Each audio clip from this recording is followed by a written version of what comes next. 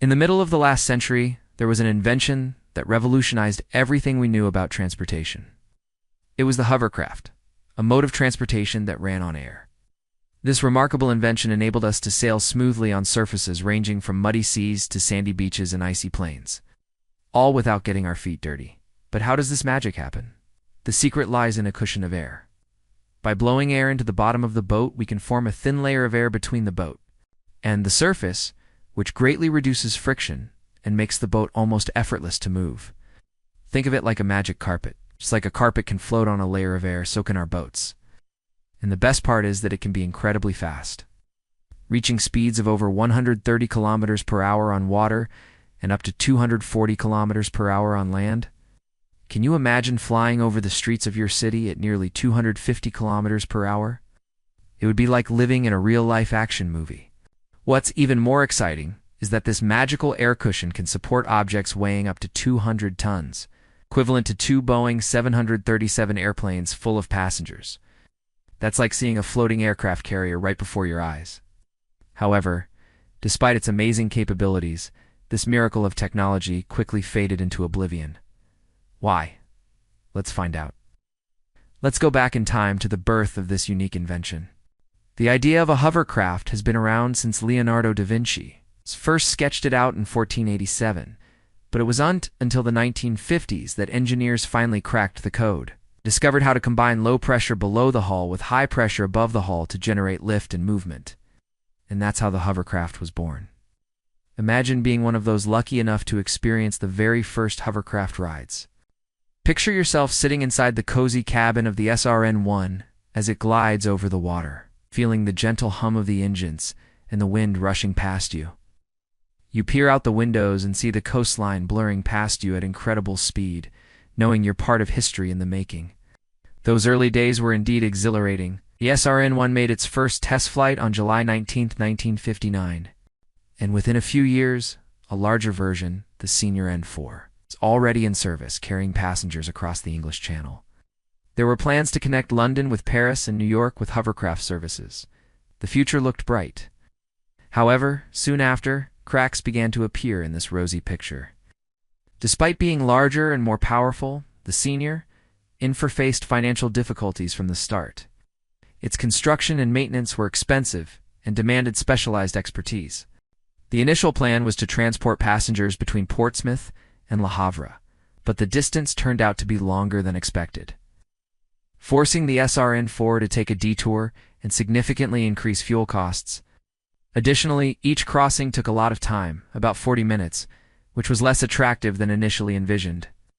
Imagine spending 40 minutes sitting in a crowded cabin with limited comfort, just to cover a distance that would take an hour by conventional ferry. On top of that, the SRN-4 was criticized for being noisy and shaky. How could such a smooth ride turn into a bumpy and noisy nightmare? The reason was the power source, the engines. The N4 was powered by 4 large engines, each spinning 2 propellers at high speeds. These massive propellers drew in huge amounts of air, creating strong downdrafts that blew dust and debris onto passengers and nearby buildings. These high speeds and heavy machinery generated considerable noise, causing annoyance for nearby residents. Furthermore, the Senior N4 was a cumbersome machine. It needed wide-open spaces for takeoff and landing and couldn't dock at regular ports or beaches. This reduced flexibility limited the range of locations it could serve, making it harder to attract passengers. For a moment, it seemed as if the dream of fast and convenient transportation was destined to remain a mere illusion. But hey, don't give up yet. Maybe we can still find a way to make this dream come true. As the years passed, the hovercraft business began to falter, operating at a loss. People started looking for other ways to get from one place to another, such as taking the train or flying in a plane. The number of hovercraft crossings dropped sharply. During the 1970s, passenger numbers declined by 50%. While during the 1980s, only a handful of enthusiasts continued to use hovercraft across the channel. By the end of the 1990s, only one company remained offering hovercraft services, which ultimately shut down in 2000. As a result, the giant hovercraft, the pride of Britain, became nothing more than a relic of the past. Imagine attending one of the very last hovercraft trips and seeing firsthand how this innovative technology was fading away. Sitting in the almost empty cabin of the Senior In 4, watch the coastline recede into the distance. Realizing that this might be the last time anyone will ever witness this magnificent journey, the silence is deafening, broken only by the hum of the engines. You can't help but feel a sense of melancholy as you realize that this marvel of engineering is disappearing from the waterways. Will we ever see anything like it again? The question remains unanswered. However, despite the fact that the giant hovercraft no longer graces our waterways, its pioneering spirit lives on. The dream of effortless air travel continues to inspire inventors and engineers to push the boundaries of technology, seeking new ways to harness the power of air for transportation. Who knows, perhaps one day in the future, we'll once again witness the awe-inspiring sight of hovercraft soaring through the skies, connecting cities and countries like never before. We live in a time where every day brings us closer to the dream of air travel. Electric vertical takeoff and landing vehicles are already here and will soon become an everyday sight in our cities. In just a few years, we'll be able to hail them like taxis and fly directly to our destinations. So who knows? Maybe we're not saying goodbye to hovercraft forever, but rather farewell until the day they return.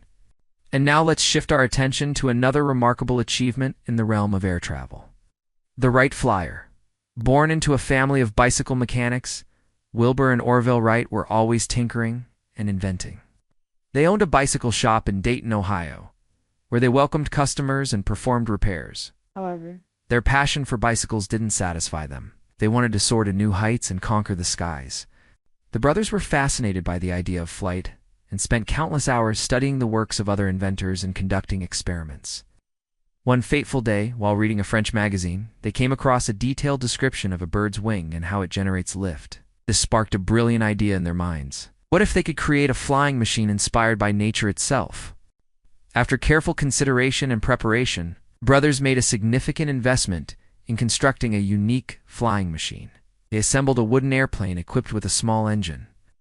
On December 17, 1903, at Kitty Hawk, North Carolina, Orville piloted the first flight of the Wright Flyer. The plane remained airborne for 12 seconds, covering a distance of 36 meters. This historic event marked the beginning of modern aviation and changed the course of human history forever.